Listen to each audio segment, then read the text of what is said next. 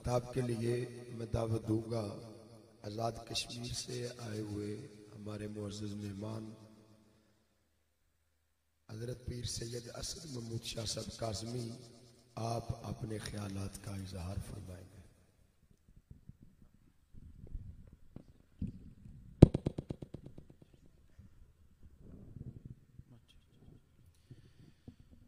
نحمده ونصلي ونسلم على سيدنا ومولانا محمد وعلى آله الطيبين الطاهرين وعلى أصحابه الهادين المهديين من المهاجرين والأنصار والذين اتبعوهم بإحسان إلى يوم الدين، اما بعد فاعوذ باللہ من الشیطان الرجیم، بسم اللہ الرحمن الرحیم، وَلَسَوْفَ يُعْطِيكَ رَبُّكَ فَتَرْضَىٰ۔ صدق اللہ العظیم۔ درود پاک پڑھ لیجئے۔ الصلاۃ والسلام علیک یا سیدی یا رسول اللہ وعلی آلک و اصحابک یا سیدی یا حبیب اللہ۔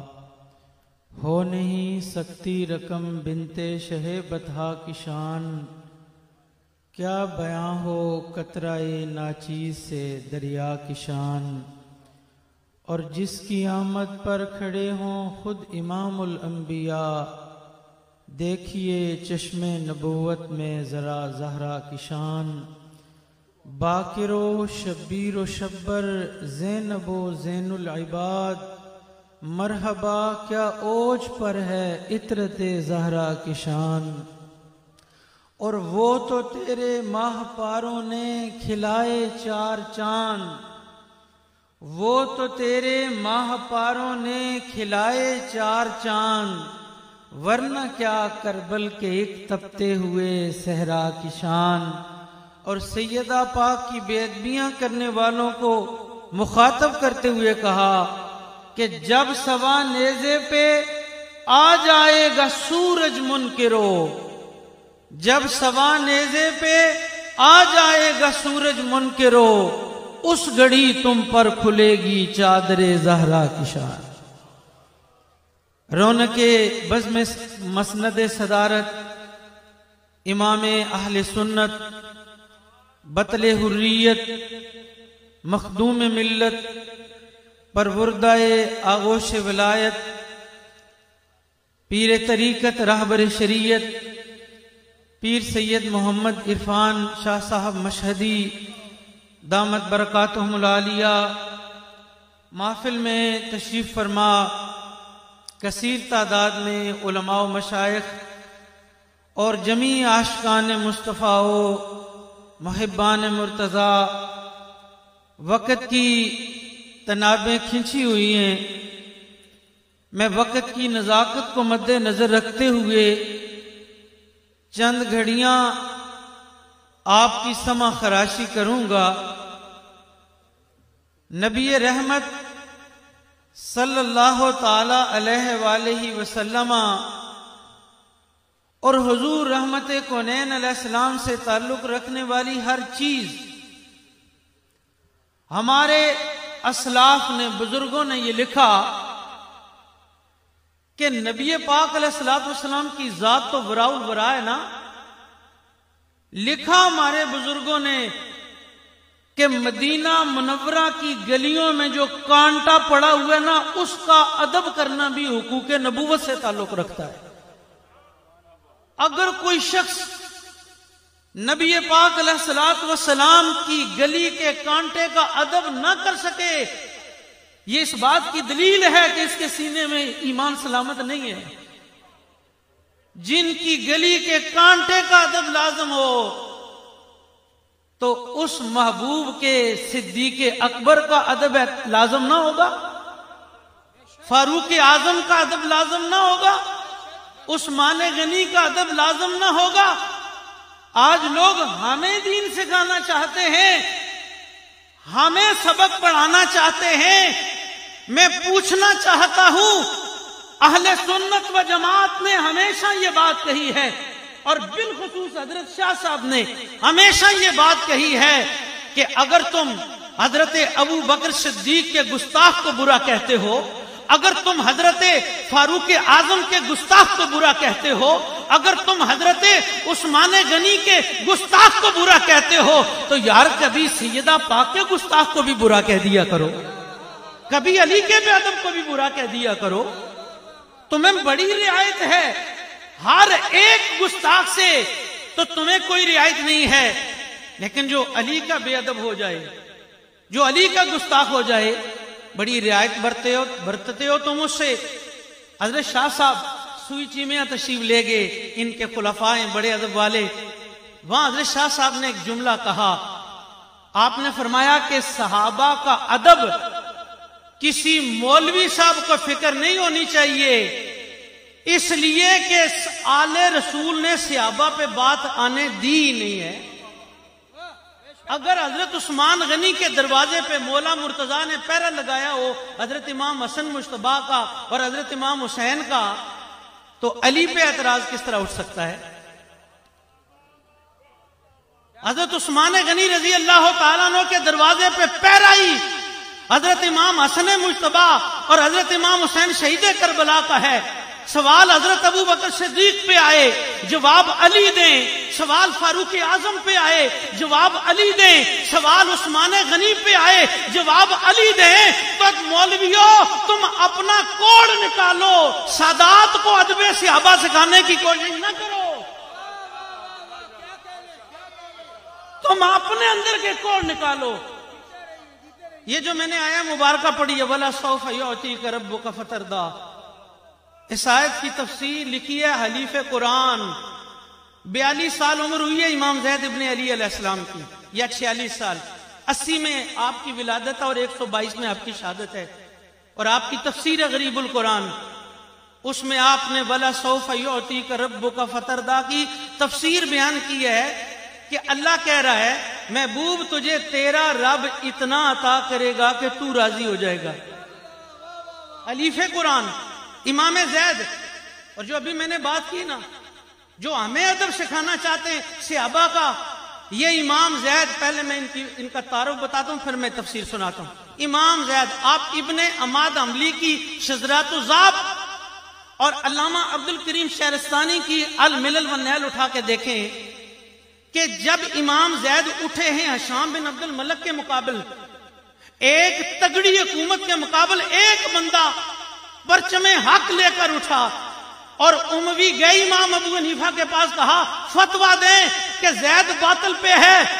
امام ابو حنیفہ نے کہا تم کہتے ہو یہ باطل پہ ہے، میں تو کہتا ہوں امام زید کا حشام کے مقابل نکلنا اس طرح ہے جس طرح رسول کریم صلی اللہ علیہ وسلم بدر میں کافروں کے مقابل نکلے۔ کہاں ان پہ تو نمازوں میں درود و سلام پڑھتے ہیں، ان کو کیسے باقی لکھا جا سکتا ہے؟ کس کی نمازیں پڑھتے ہو، کس پہ درود پڑھتے ہو تم؟ وہ امام زید ابن علی ان کے پاس اس مشکل وقت میں، کڑے وقت میں، جب ایک تگڑی حکومت سے ٹکر لی ہوئی ہے، کچھ بندے آ گئے، انہوں نے کہا ہم آپ کے ساتھ دیں گے۔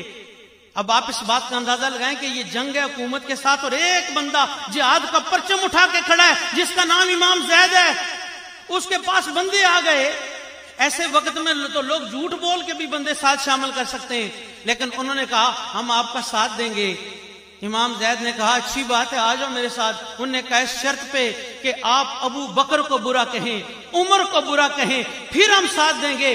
اس موقع پہ کوئی ایک لمحہ نہیں گزرا، امام زید ابن علی امام حسین کا پوتا کہتا ہے، آپ نے فرمایا میں ابو بکر کو تبرہ نہیں کر سکتا، میں عمر کو تبرہ نہیں کر سکتا، میں ان کو تبرہ کروں گا جو ابو بکر و عمر کو تبرہ کرے گا۔ یار ان کی اولادوں کو تم بتانا چاہتے ہو کہ صحابہ کا دفاع کیا ہے؟ امام زید ابن علی اتنے تنا، اور وقت نہیں میں ان کی شہادت بیان کروں، ایک کربلا نہیں، ہر وقت پہ کربلائیں گزری ہیں، خانوادہ نبوت کے ایک ایک فرد پہ کربلائیں گزری ہیں، ایک کربلا نہیں ہے، ہر میدان پہ کربلائیں ہیں۔ وہ امام زید ابن علی میدان میں کھڑے ہو کے، جس طرح آج گولڈ شیف کے سجادہ نشینے کھڑے ہو کے کہا کام بھاگنے والے نہیں ہیں، میدان کے بندے ہیں۔ یار علی وہ ہے جو 40 لاکھ سورمے عرب کے مارے ہوں، جس نے اس کی اولاد گھبرائے گی کسی سے؟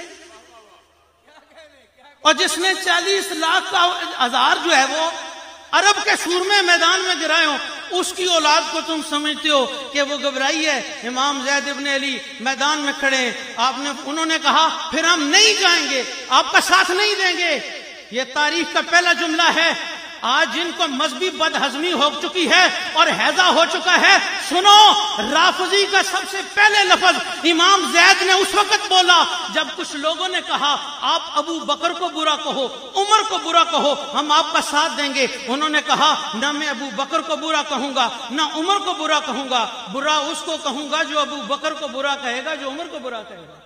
انہوں نے کہا ہم آپ کو چھوڑ دیں گے۔ آپ نے فرمایا انتم الروافض، تم رافضی ہو۔ یہ تاریخ میں پہلے، اس سے پہلے آپ نہیں لفظ رافضی بتا سکتے۔ یہ علی کا بیٹا کہہ رہا ہے کسی کو، یہ علی کا بیٹا کسی کو کہہ رہا ہے، یہ امام زین العابدین کا بیٹا ہے، یہ امام حسین کا پوتا ہے، میدان میں کھڑا ہو کے کہتا ہے اگر تم صحابہ پہ تبرہ کرو گے تو تم رافضی ہو۔ اس سے پہلے کسی نے کسی کو رافضی نہیں کہا۔ معلوم یہ ہوا کہ رافضی بندہ علی علی کرنے سے نہیں بنتا، حیدر حیدر کرنے سے بندہ رافضی نہیں بنتا۔ مولویوں تم اپنے کول نکالو، اور علی علی سے بندہ رافضی نہیں ہوتا، رافضی ہوتا ہے بغض صحابہ کی وجہ سے، صحابہ کے بغض کی وجہ سے کوئی رافضی ہوتا ہے۔ علی علی کرنے سے رافضی کیوں ہو سکتا ہے؟ نہیں، اس لیے ہم نے ایک ہی بات کہنی اور میں ختم کر دوں گا۔ ہم نے کہنا ہے کریم رب دے کریم جانی نو سب تو پیارا علی علی ہے، وہ بختاں والے نے لوگ بختاں والے۔ بعض لوگوں نے جرم سمجھا ہوا ہے، لیکن ہم کیا کہتے ہیں؟ ہم کہتے ہیں جرم نہیں، وہ بختاں والے نے لوگ جنہاں دا نعرہ۔ آخر میں ایک بات میں نہ کہوں تو زیادتی ہوگی۔ آج کچھ لوگ نا کلمہ پڑھنے والے وہ یہ چاہتے ہیں کہ سیدہ سے انحراف کیا جائے اور حضور کا فیض لیا جائے۔ ایک ٹولہ پیدا ہو گیا جو اپنے آپ کو مولوی سمجھتا ہے، وہ جو پگڑیاں سر پہ رکھتے ہیں، اونٹوں جتنے ان کے قد ہیں، اور وہ یہ سمجھ رہے ہیں ہم سیدہ سے انحراف کریں گے اور حضور کا فیض ملے گا۔